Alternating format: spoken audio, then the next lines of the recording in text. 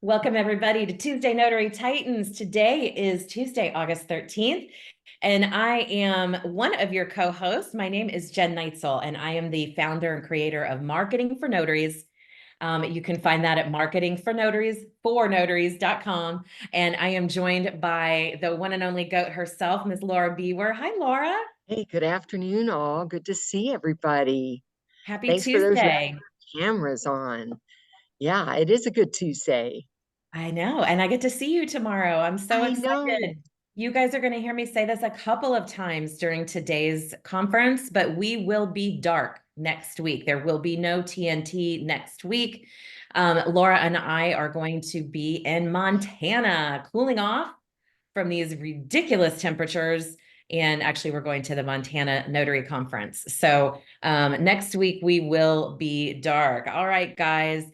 This call is for you, and we are here to answer any questions you might have about your notary business or the practice of being a notary. We have, of course, our notarial expert, the GOAT herself, Laura Biewer, and I am here to answer any of your marketing questions.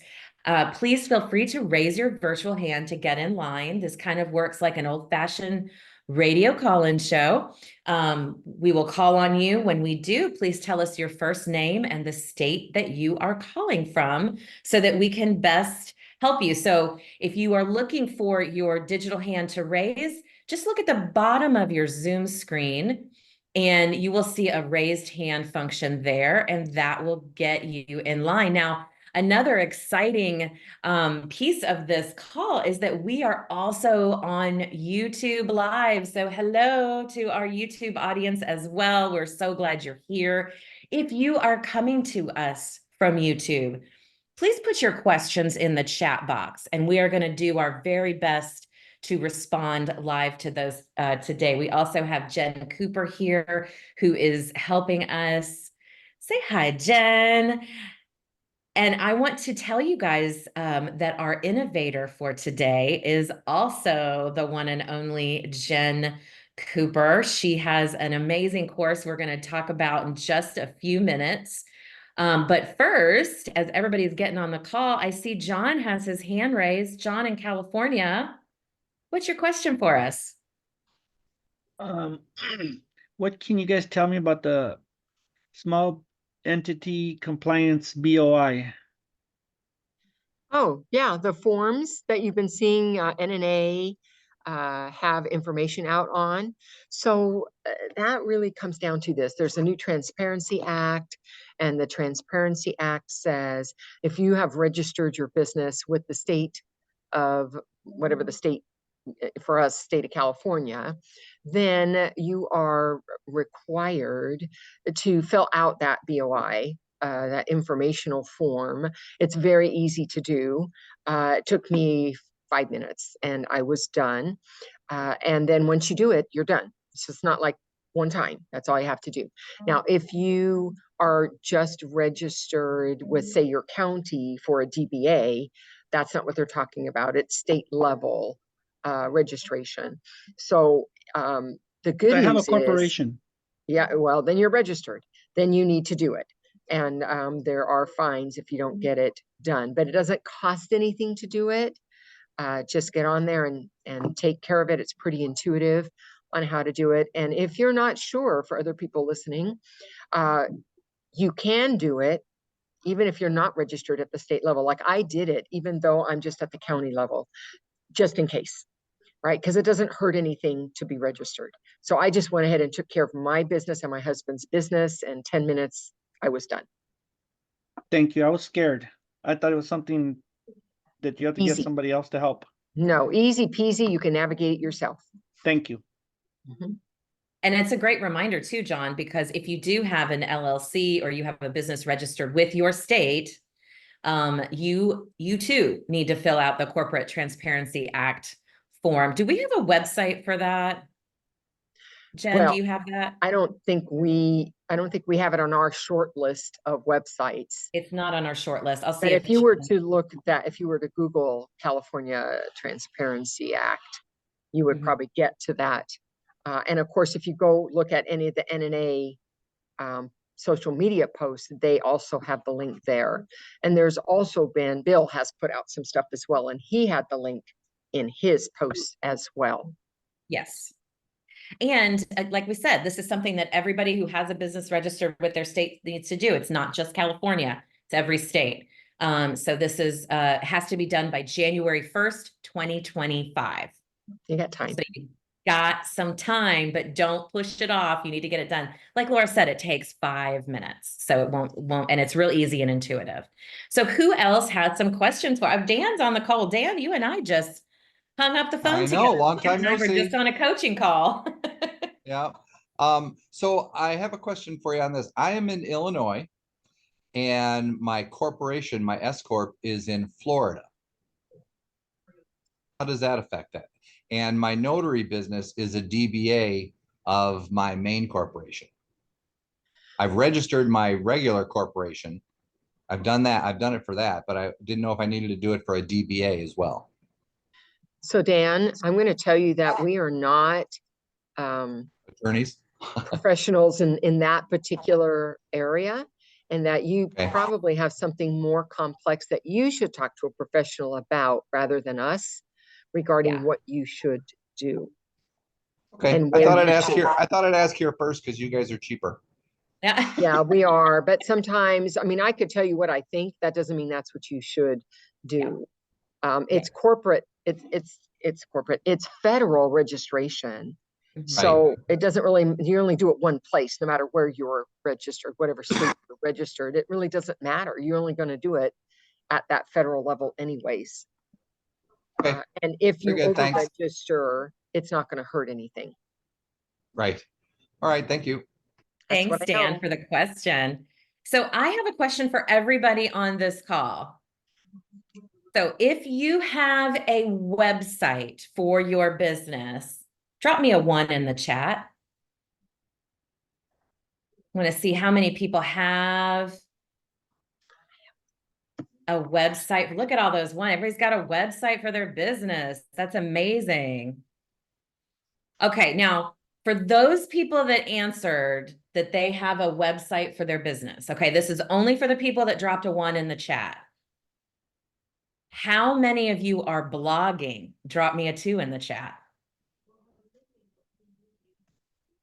I'm dropping a 2. Laura's dropping a 2. I see Josh and Jen Cooper, and we've got Carol and June. Good, we've got some bloggers, 1.5.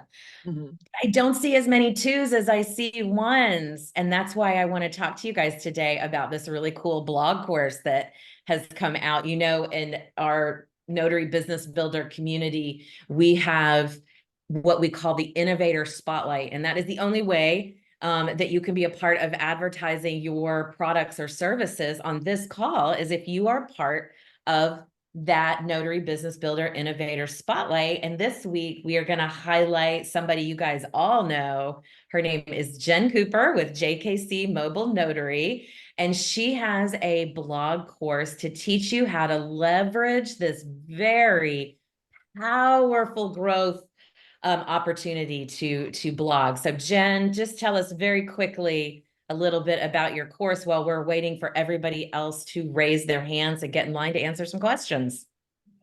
Sure. Yeah, my How to Start a Blog course. I've been a blogger for over 10 years in one aspect of my life or another. And as a notary, it was a number one thing I started when I started everything else. So I really wanted to help notaries and other business people leverage the ability to share their voice in a more expert way, more personal way, and just another way to reach customers and to reach out to your ideal clients through your written word and your voice in that written word. And so this course walks you through, you could have no experience with this. You could be a terrible writer. This course is going to walk you through the very beginning all the way to launching your first blog post. And I'm really proud of it. And people who have taken it have been really happy with it. And I've seen people with all their new blogs coming out of it in the recent weeks. And so I'm very excited about it. I'm hearing It's an fabulous awesome things about it. I've been hearing fabulous things about it. But Jen, I want you to explain and like talk to me like I'm 5 here, like I'm a kindergartner, but explain to me the power of blogging and building your SEO on your website? Well, the power of blogging is it's another avenue to link back to you in your business. So just at face value, when you have a blog, it's an article within your website, or you have a different website for your blog. But we're just going to say, I have a website. I'm going to start a blog within my website. It's another chain in the link that SEO loves when it can link you in different ways back to the original location, which is JKC Mobile Notary for me, right? So and Google loves having blogs because SEO loves blogs, because it's just another way to get all of the connections and links all coming back in full circle. So it's just another way to boost your SEO. I'm telling you that Google Business loves it when you have them, because it just validates you even more as a business owner. And it's probably been one of the biggest triggers to, you can't not find me. If you look for JKC Mobile Notary, you can't not find me. Yeah. And my blog is part of that. And that's what we want as business owners, is for people to that are looking for us to very easily and quickly be able to find us. And a blog will help that. So if you have a website and you are not blogging, you are missing out on some real powerful ways to get your website to inch up to the top, right? Like, we want it to be, when someone says notary near me, we want everything on Google pointing to us, right? So that people can find us. And this is a really powerful way to do that, and a way to establish yourself as an expert in your field. And Laura, you don't have to raise your hand. And I also want to tell you too, if one of the reasons that you have thought to yourself, I just can't think of a darn thing to say in these blogs, so it's just too overwhelming to think about it, because that was me. I have a list of 18 different topics. Jen Cooper's going to put it in the chat right now. This is free. This list is free. It'll give you 18 different topics that you can post about, that you can write about, that you can share your expertise with your community when you post your blog to your website and to other social media outlets. So the free link in the chat is M for N birthday, because July we celebrated Marketing for Notary's 5th birthday. And that was my gift to you, is things for you to talk about, so you don't have to think about it. Laura, what do you have to say about blogging? I wanted to ask Jen. So one of the other functions that you can do in your website is email. And how does that compare, emailing and blogging? Well, Because they're two different things. They are two different things, but they can also work together, because part of what you do when you're creating anything for the masses to see, social media posts, information, articles, it doesn't matter. You want as many people that can see that as possible. When you have a website where you have set or an email program, it's not the same, in that you have to create this article that's going out, in that your email is writing specifically to email, but you can do both of it. Email your blog posts to your email contacts as well. But they are different in their intent. So email is only going to go out to anybody who's on my email list, and my email list may be small. So blogging is more of a public post that other people, other than the known people in your world, has an opportunity to see you and come back to your website. Would that be correct? Absolutely. And I saw a question in there, how do you share it? Just same way you share anything else. My blog post goes out as part of my social media campaign to many places, including Google and LinkedIn and other places like that. Yeah, I share mine on LinkedIn, on Facebook, on Instagram, on my email list, Laura. So everybody that's on my email list, if you guys have ever emailed with me before, you get my blog. It goes out anywhere I can think to put it, to pass along valuable information. But it also brings you guys back to my website as well. And that Google loves that. So it all kind of works together to help bring more traffic and more people to you. So like I said, it is a valuable way to spend your time, is to start blogging. Jen, tell us what that course costs. Did I just forget? I believe it's 45. I wasn't prepared for you today, It is Jen. Less not than cost prohibitive, $50. is my point. Yeah, it is not cost It's not. prohibitive. No, it's not. Yeah. So anyway, I think we made our point about blogging. So hopefully you guys check Right. that course out. I highly recommend it because I know the power of blogging and I know it works. I see it every day when I do it. And I, have been watching Jen do it as well over the life of her career. All right, guys, who has, oh, it's $40, even better. I love it. Yeah, Who $40. Yeah. has there you go. some questions for us? All you have to do is raise your digital hand. You will find that at the bottom of your screen. And Laura, I didn't have a chance to tell you, you're teaching today, right, Laura? Yeah, I am. I didn't have a Until chance to about tell 2. you, we have some questions from our form. So how about I read a couple Okay. of those while we're waiting for everybody to raise their hand here. Okay, let me find one. We had a few people submit questions.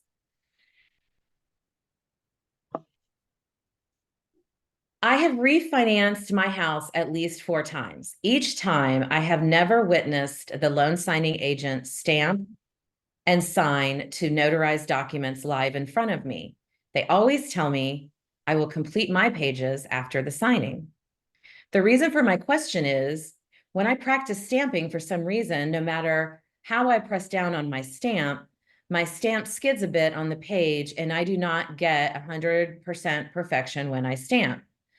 I do not want to appear to be a rookie in front of the signer, and I do not want to attach an attachment, which I'm assuming she's talking about a certificate. I want to make sure my seal is as clear as possible.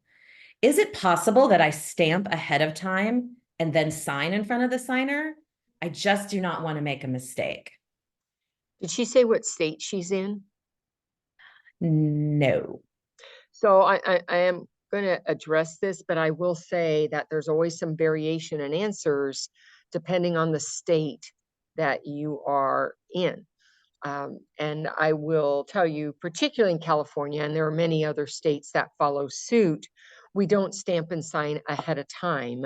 That's the last thing that you do after you've actually had an appointment, you're with the signer, and you've actually completed any information that's required. We don't stamp and sign incomplete certificates, and there could be negligence type penalties depending on your state if you fail to complete your certificate, but you've already stamped and signed it. So that's one thing.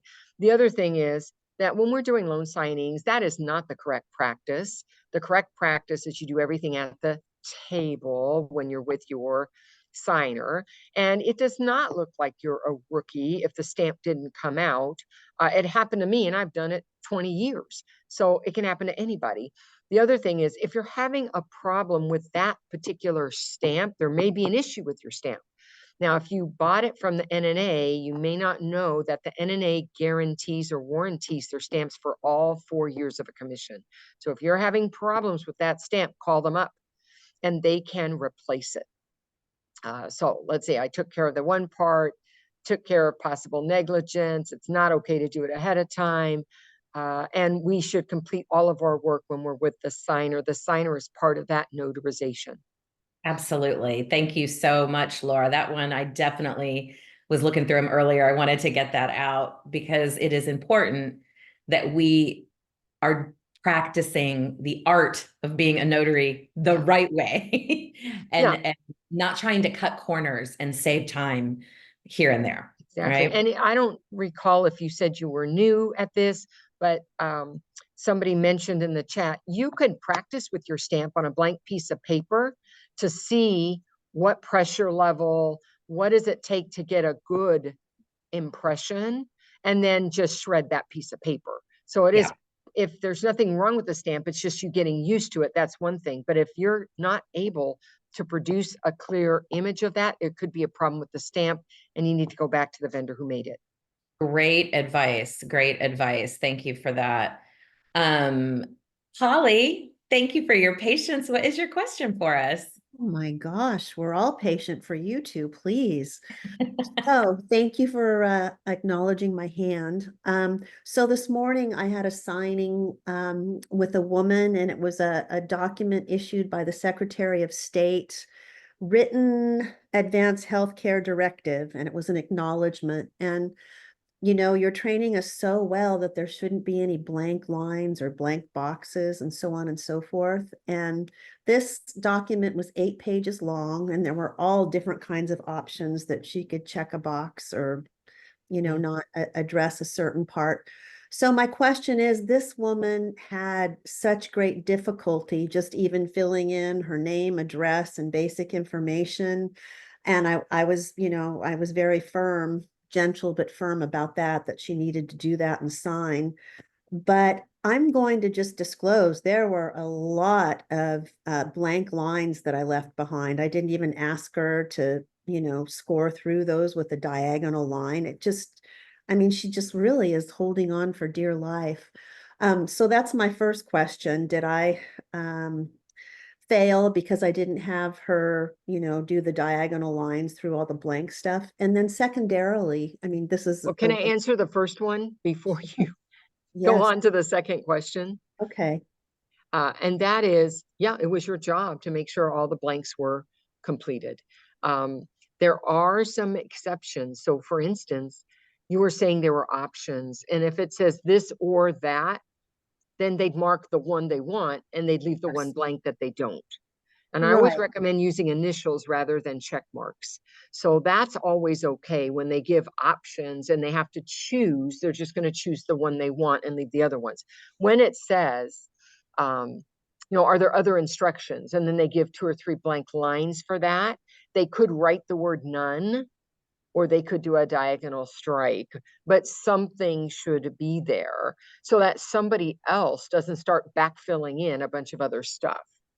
So that's my Yes, I'm story on not that. feeling good about that then, because even where it's like, do you have an alternate agent in the event that number one agent's not present? And And did she have an alternate? no, she did not. Then she could have just struck through it.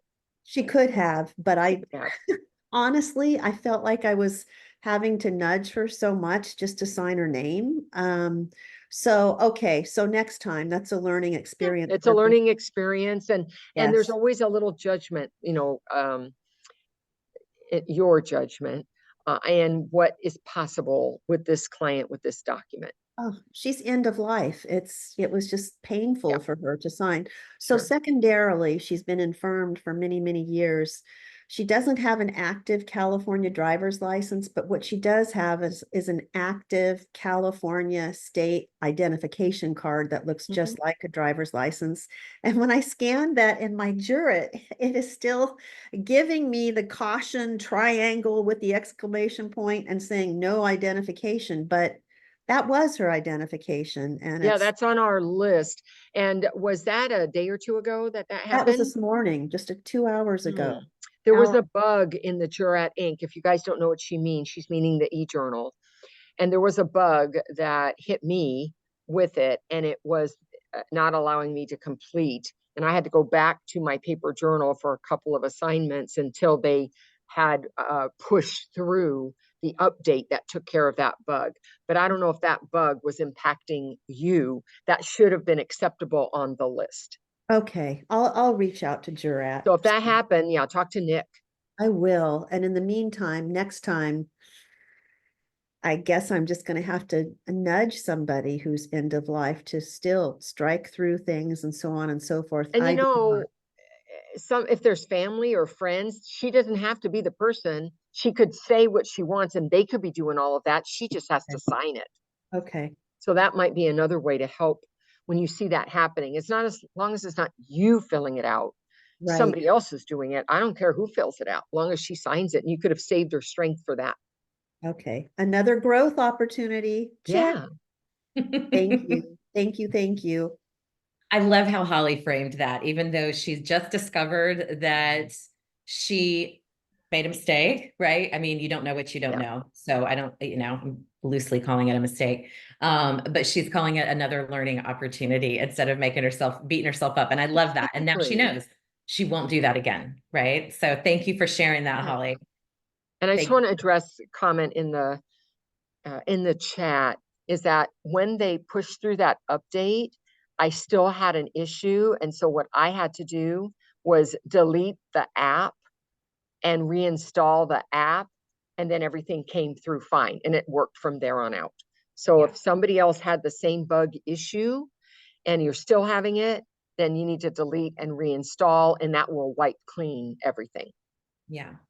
Yeah, that Google update, I think messed with a lot of people. That happened. Was it yesterday or the day before? Yeah, it was Yeah, just, for 2 days I yeah, it's had it. been a mess, been a mess. Yeah, because it was just Thank you. yesterday for me. Thank you for your patience, Lynn. What is your question for us? It's actually just a follow-up about the stamp issue that was Okay. the person before, and a lot of the documents that I notarize are only 1 or 2 pages long.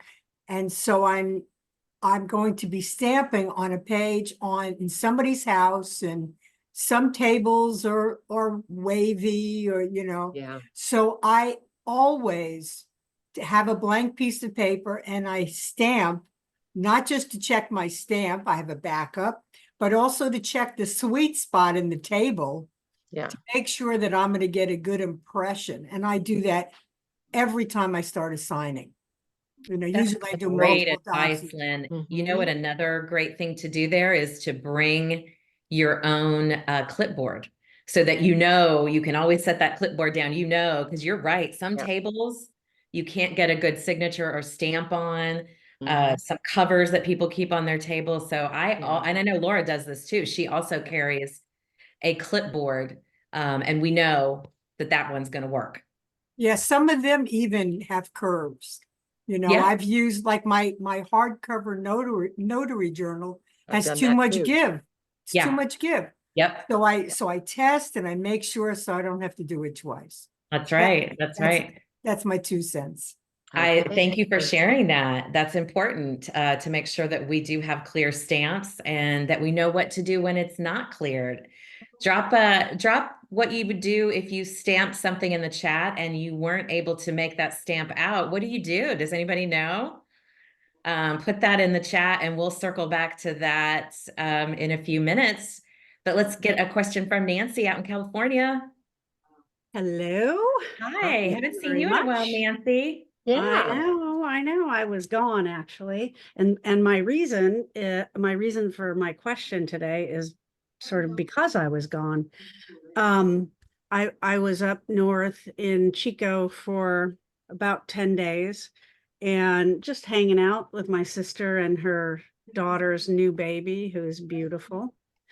And Congratulations. yeah, thank you. She's just a beast, this baby. She is so sweet and very it's funny to see how they are at 7 weeks, how in control they are.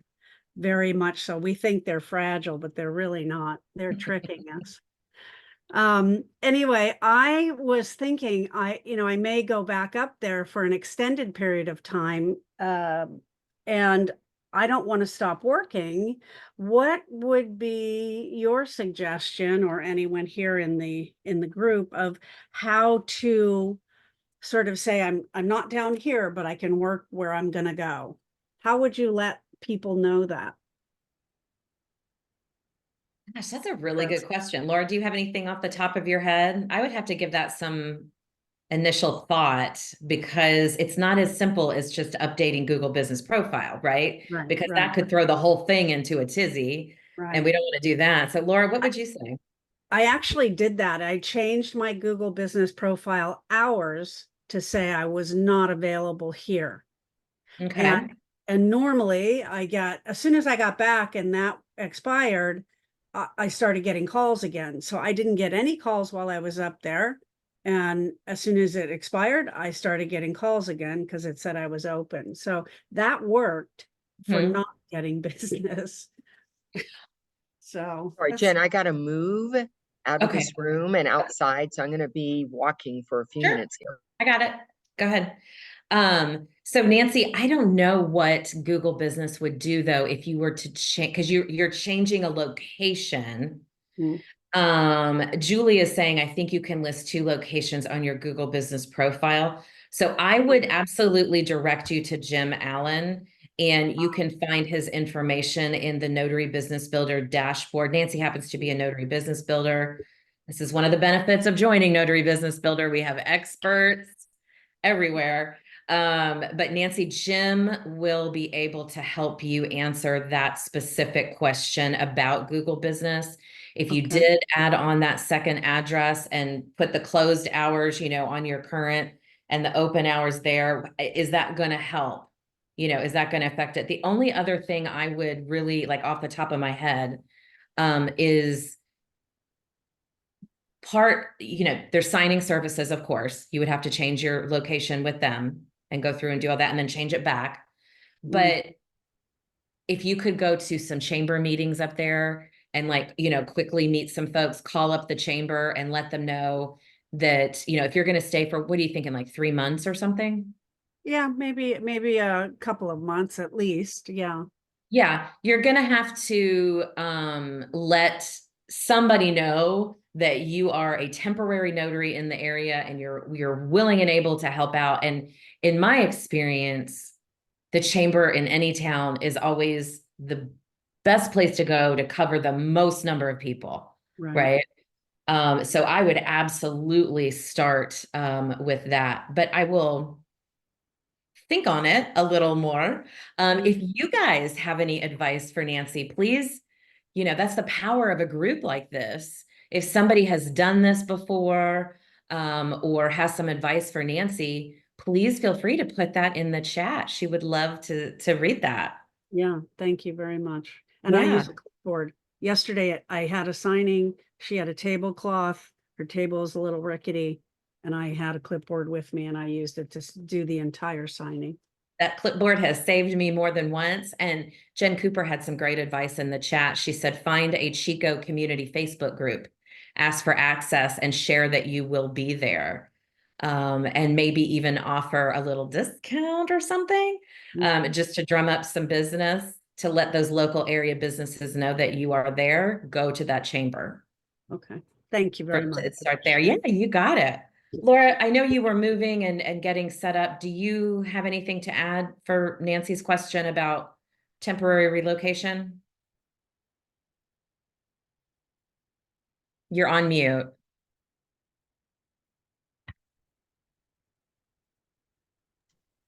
It says if I hold down my space bar, it would unmute. It wasn't working. I don't have anything at the moment to share for Nancy. I would have to think about that. That takes a little bit of creative finesse because it's temporary, not permanent. And it's almost like you need to create a sub area, or just add that area to your current area to extend your territory out there and then unextended later when you're not there anymore. Yeah. I think that's where Jim's going to come in and be able to help with that. Yeah. For sure. Thank you, Nancy, for bringing that up, because I know that other people have, in the past talked about that too, a few month relocation. I wish I could do that in the summer months. But you're more common if you're using a signing service. I'd reach out to them to say, hey, until this amount of time, I'm also covering this area. So you have to let all them know, and then change it back, of course, when you come home. So, thanks for the question, Nancy. Crystal, tell us where you're calling from and what your question is. Hi, I'm calling from Long Beach, California.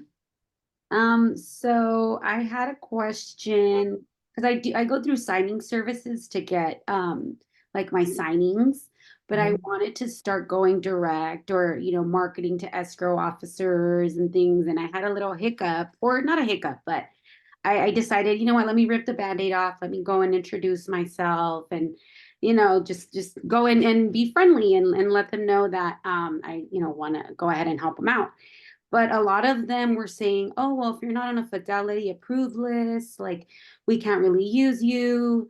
So I just wasn't sure. And then they were, I mean, they weren't really clear, like, oh, well, you have to contact Fidelity directly. And I'm like, okay, well, who do I contact? Like, who do I speak to? I did get a number, and she she answered some of the questions, but she's like, oh, they're kind of just like passing the ball around because a lot, they're not adding a lot of people to this list. So then I'm like, okay, now, you know what I mean? Like, I don't know if to keep marketing myself if they're all going to say the same thing.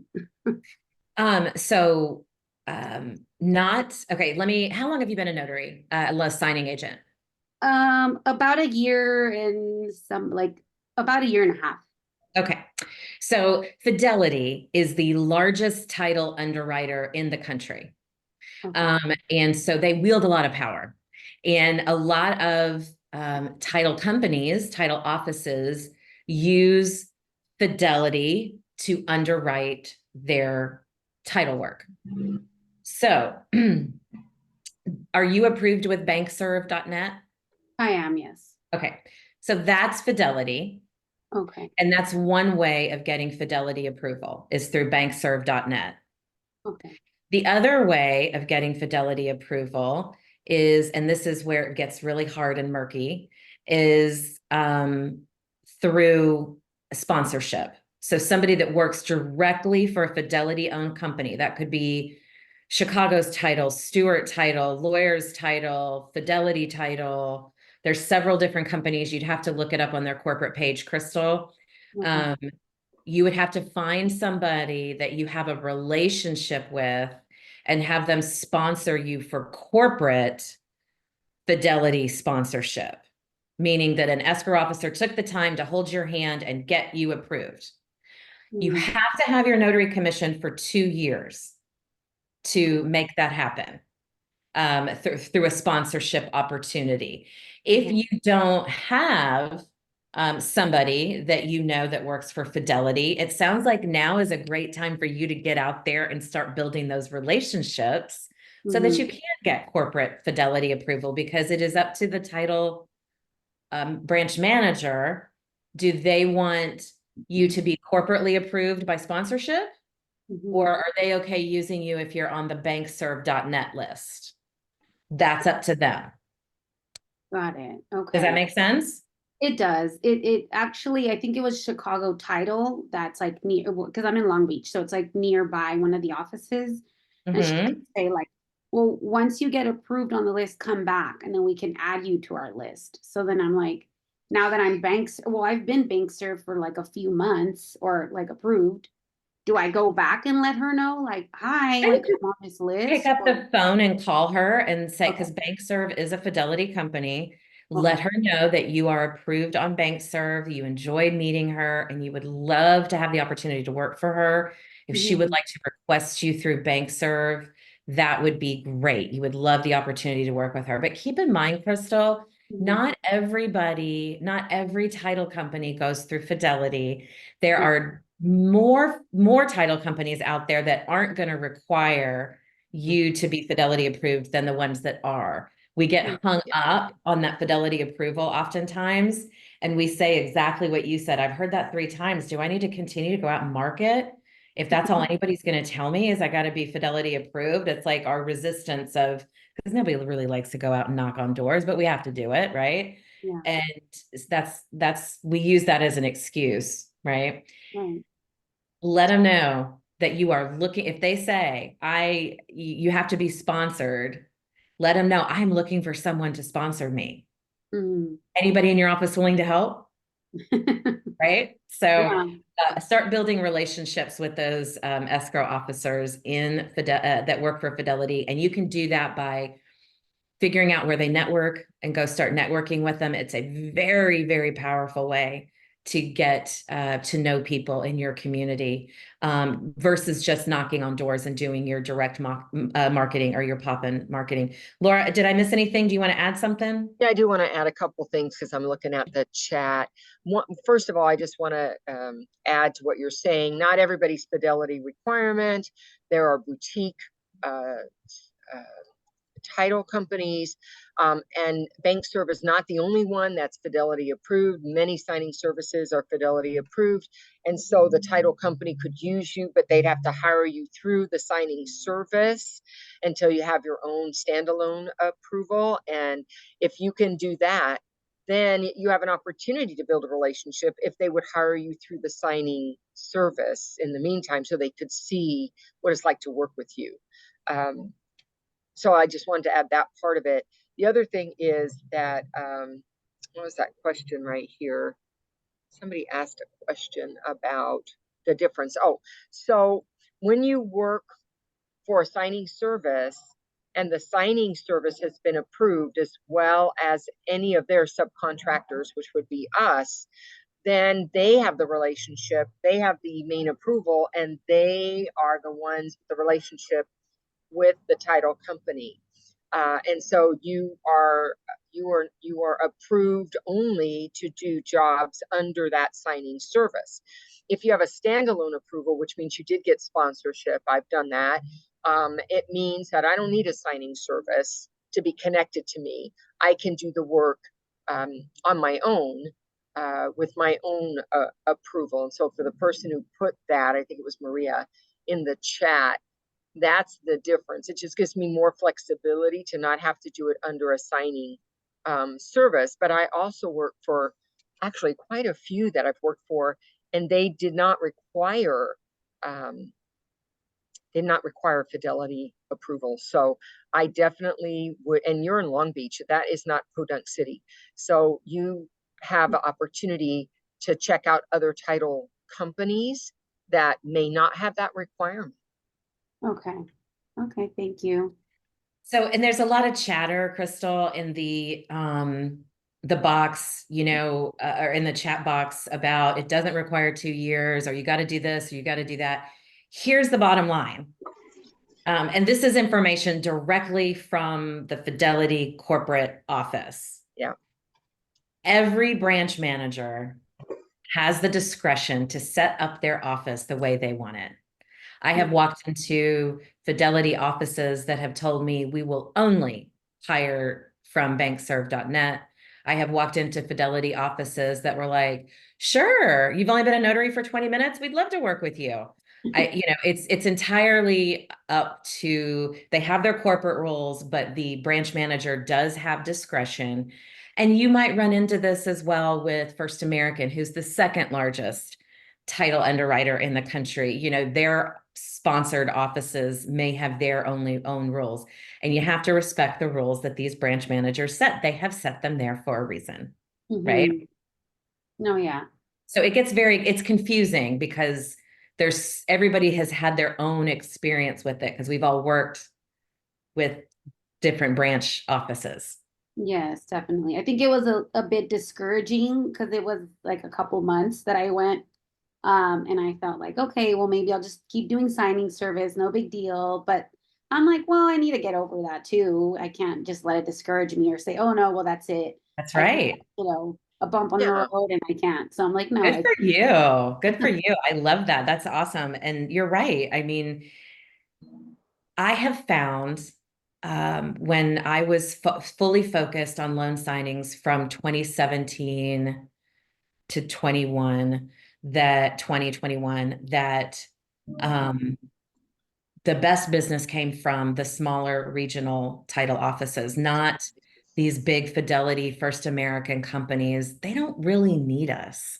It's the smaller regional places that I have found to, you know, as more of I can't speak today, as a way to get more business, consistent business, is working with the folks that need my help. Okay. Not scratching and clawing to be on somebody's list just because I think they have a lot of business because they're Fidelity. Right. Go where nobody else is going. Right. And the other thing I just want to say about signing services is that it's a good idea to have a variety of customers, and that means direct work, and that also means signing services. Having relationships with everybody in the industry can only be a good thing for any of us. So even though we're all thinking, oh, I want to go direct because I'll make more money. And that's true. You're going to cut out some of that cost with the signing service. There are some benefits to having some signing service work flowing into you as well. And so even now today, 20 years later, I am signed up with a couple of signing services, but I don't take on new ones at this time. And they're ones that I have long-term relationships with. So I do a good job for them. They don't take advantage of me in the pricing, and it's a happy relationship for both of us. And then separately, I might get called directly from title companies, and those direct calls are because I'm Fidelity approved. That's the only reason they've called me. I don't have a relationship with them. I'm on the list. Yeah. Okay. Does Thank that help, Crystal? Yes, it does. I appreciate Awesome. it. Well, come back and keep us updated. We want to hear how it all works out for you. Thanks for asking that Okay, question. will And do. Laura, tell us really quick, all this amazing advice you have. You have more than this call that people can connect with you as a free coaching opportunity. Can you tell us about your Saturday calls? Yeah, I have two different kinds of opportunities. One is I do a call that's similar, not the same, but similar to this one, where you can bring your questions to me like you do today. And it's at 8 a.m. Pacific time on Saturdays, although not this coming Saturday, I'll be in Montana, but after that. And I have Matt Miller on that call with me regularly as well to help answer your questions. And you can go to coachmelaura.com and leave me your email at Laura's Inner Circle, and I'll send you the Zoom link, and I don't change it. So once you have it, you have it. And then you can come on any Saturday that you want.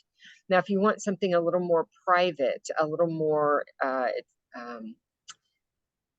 business related, you can set an appointment. I do 15-minute calls on my calendar to have individual conversations. Now, these conversations, I don't do this for hotline questions. Okay, I'm not the hotline. That's the NNA.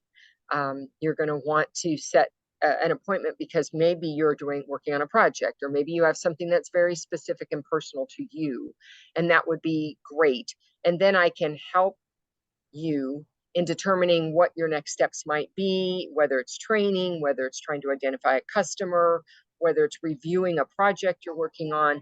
That's what those calls are on. And you can book those at my Calendly link. And that's calendly.com/ my last name, Biewer, Biewer. There you go. Thanks, Laura. Jen is going to put that in the chat. There's nobody better, right, to get notarial advice from than Laura Biewer herself. So thank you for sharing that. And Faith, thanks for waiting. What is your question for us? Faith is in Texas. Hi, ladies. How are you? I'm hot. I'm here in Texas with you, girl, and I'm hot. How are you? I'm fine, thank you. So I have a couple of questions. I'm meeting with someone who's participating in a DWI PTI program. And part of the conditions are that she needs to comply with certain conditions. So should I have her check or initial those, because you have the dash mark and then you have to say yes or no or check yes or no. I'm not sure. What is I'm not sure what you're talking about, What's Faith. the It's a form? DWI, so she I has a don't know what that is, DWI. driving while intoxicated. It's a program. DUI, Laura, driving while intoxicated Oh, form. she has a DUI. Okay. Okay. And so there are some things she needs to comply with, and then there are dashes in front of these sentences. Should I have her check mark that she understands it, or should I have her initial next to these conditions she needs to So meet? what do the instructions say? It just says, let's see, in order to participate in the DWI program, defendant is required to fully comply with all of the conditions. That's all it says. It doesn't say check or initial. I always follow instructions first. If there's no instructions, I tell the signer, here are your options. You can check mark it, you can initial it.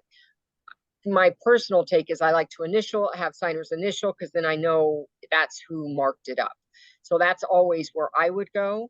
But of course, that's document portion, and it's up to the signer to decide that if there's no directions in the form itself. Right. Laura, Okay. this is Patty Cosage. I work at a criminal defense firm and it's typically initialed. It's a tall form she's talking about. Okay, so there you go. Initials. I almost always will recommend initials, even if it's not this, because So- again, it ties to the signature of the person. But the first thing I look at is, are there any instructions that come with the form? Okay, so do I tell her to initial or do I tell her either one?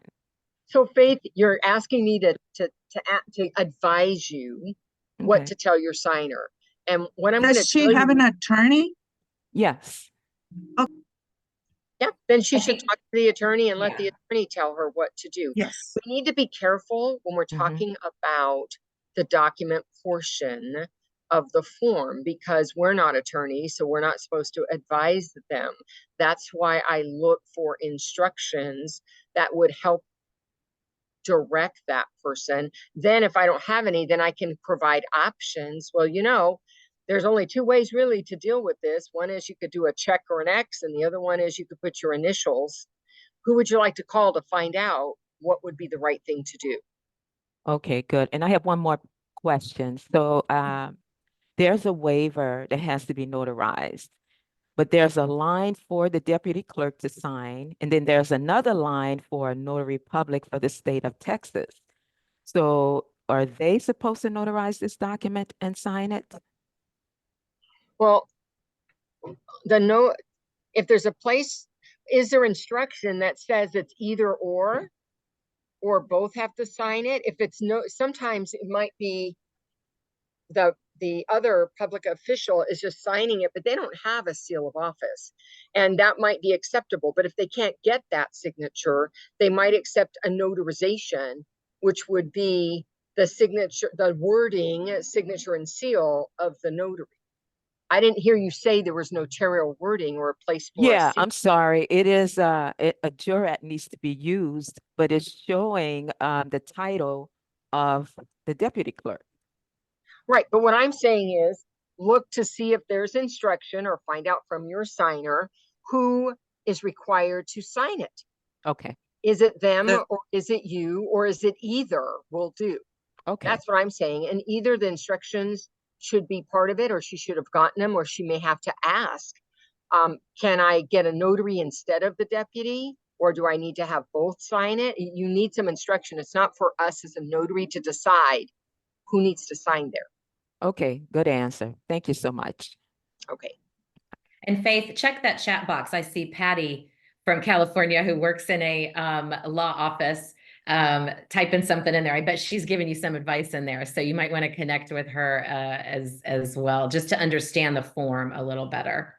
But I love that answer, Laura, because I always do the same things. Like, you got to call your attorney and find this stuff out, right? Like, we can't answer this for you. I have no idea. Okay, you said a Patty in the chat chat. Patty Who's that? Cosich. Do you see her on the call? Patty is her name. Okay, I'll look Oh, at it. thank you, Faith, for your question. Hello, Carol in Southwest Florida. What is your question today? Not sure why I popped up next, but anyway, I have a question. I published a blog. I'm doing my webinar on, and my blog is kind of related to the webinar that I'm doing on Thursday night about my life and wishes. Okay. So when I have an AI that I use that's a generator, and when it generates some of the blog material and then I fluff it up the way I want it, it will also give me like a newsletter email type thing. So it'll take it, put it in an email format. Would you recommend that because I'm not quite sure if I should send the email along with the blog, since I'm also been emailing some of these folks about the webinar? Should You I have their wait? opt-in to stay in touch? Have you, have you asked the question, can I stay in touch with you? And I'd love to send you some information. Well, this is like in general to my email list. I Okay. guess I could just give it to my email list for those, because I only emailed some people for the webinar. But As long as they have a way to unsubscribe from an which email. they do. Okay. Yeah. Then Which I they do. absolutely encourage you to share it with your So email. go ahead and it doesn't matter that I'm doing the webinar on Thursday night. Don't wait. Just go ahead. I published the blog today. Yeah, no, I don't see a reason. Laura, do you see a reason why she would need to wait? No, Yeah. Okay. I just didn't Yeah. want it. Some people might get a couple of emails. Maybe I'll email everybody else Yeah, except for the people in that group. you can't worry about, Yeah, mean, that's true. if you're going to try and please everybody, Carol, you have already Yeah. set yourself up for failure. You're And right. don't worry And about for those that have unsubscribe. unsubscribed, Yeah. I mean, I have an Don't worry about unsubscribe it. on there. Somebody wants to unsubscribe, they unsubscribe. That's right. You let them make that decision. Yeah, it's nothing personal, right? Okay, cool. Thank you. Great question. We have time for one more question, I think, and that's going to be from Shelly up in Michigan. Hi, Shelly. No, sorry, you guys, I'm driving, so That this is question okay. is for Laura. It is actually it's a California-based question. We had, and it was a discussion that we had in Clubhouse today. A California notary was doing a document. It's an identification document. I believe it was going to Panama. There's no notarization on the identifying document. So she attached a loose certificate, but the employer in Panama is requesting that she do an embosser, like she does her notary embosser on the document that is not, that's the original document that has not got the notarization. And I said, oh, that is for Laura. That is I do that all the time. Laura. That's what I use an embosser for, is when I can't put my ink seal on the page because I'm putting my notarization on an attachment. So I use the embosser kind of as my personal notary mark because there's no ink. And if there's no ink, then it's not my official seal. So I'm allowed to use that embosser on the corner of every page if I want. And then I reserve my ink stamp for just the certificate itself. For me, it's usually for documents going out of the country. That's when I'm having to do that. Oh, Shelly. Perfect. Thank you so much. Yes. All right. That I knew you would know. I was like, oh, that'll be Laura. So fantastic. Thank you so much. And that's the power of this call, Shelly. Okay, Angel, very quickly. Dan, can we take Angel? Because that person's been waiting a long time. Yes, I was just going to say, we've got a couple of minutes, Angel, because that was a quick one. Tell us what your question is, and tell us where you're calling from first and what your question is. Oh, Angel, you there? It went away. Angel went away. Well, maybe Angel didn't remember the question now. Hi. There's Angel. Is that Angel okay. talking? No, it's Yvette from Delaware. How's everyone? Good. How are you? Yeah, I just wanted to jump in on that embosser one. Recently had some certified copies, and that's what I noticed that the at UPS, because I'm cheap. And what he did was to make sure that no one could claim the other documents, is he did like a 3-page where he would put his stamp on top. And his whole purpose, he says, is to ensure that no one can make copies later. If he had only stamped the page that the notarial wording is, he wanted to make sure that it was not reproducible without someone knowing that it was reproducible. So in that case, I thank you, Laura, because I was looking for a way to cover myself so that no one could go behind me and claim that something was an original. And that is definitely a way that this is the original, because it has the raised seal, even though it doesn't have the black, right, the raised initialing. I'm sorry. So thank you for that that idea. And I yield. Well, you're welcome. And you can, if anybody decides they want to get one, remember, if you're in California, you need a certificate of authorization. in order to get an additional seal, which you can do at any time in your commission. And if you happen to get it from the NNA, let me give you a code to help reduce your shipping. And that code is 50324. And that code is for internet orders only. And it can be used over and over again. And it's good until December 31st. So that's 50324. We've got that And in you the can chat order a any couple of times. embosser, any product. It doesn't matter. Yeah, it doesn't have to be the embosser. And Cynthia, it's 50324. Just look up in the chat and that shipping code is there. Guys, thank you so much for joining us today. I want to remind you again, we are dark next week. There will be no TNT next week. Laura and I are at the Montana conference.